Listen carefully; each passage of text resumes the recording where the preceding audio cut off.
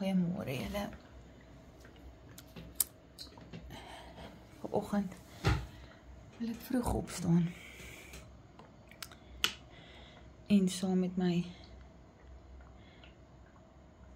Magda vriendin breathe. Ek sit sommer 'n bietjie breathe net in my hand. En asem dit diep in. Daar's so baie mense wat vandag vir angiogramme gaan, wat ons ken.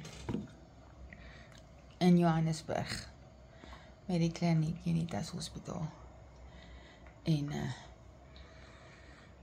ek haal my volgende saam met almal diep asem. En vra die skepper van ons almal en dit alles hier om ons. Om vandag by elkeen van ons te wees. Ons vra vir wonderwerke. En dan gaan ek frankincense aansit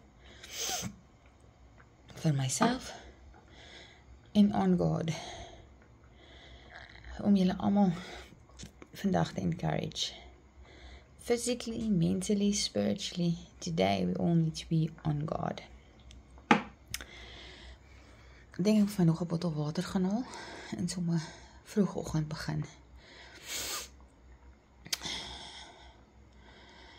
Wat weet gij vir my, wat doen julle eerste ding in die oggend om julle self mentally, emotionally, hierdie goed het 'n fisiese effek natuurlik ook, maar ek sê vir hierdie nuwe,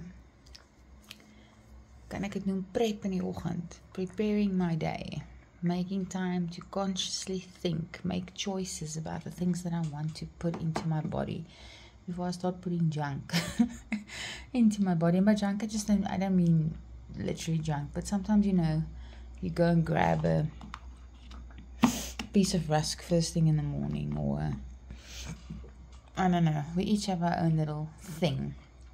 So for me, to just start with good choices and to consciously think about what am I adding to my body today? What do I think my body needs? I love just this new morning routine. Let me go to the art room and go and prepare my brain. Go entertain my brain as well before I go and finish my body outside with a beautiful, beautiful wee run and enjoy. Hopefully there's no rain this morning. It's still pitch dark, but we'll figure it out. And just go and see what the Lord has in store for us today. Thank you, Lord, for a new day. I don't take it for granted.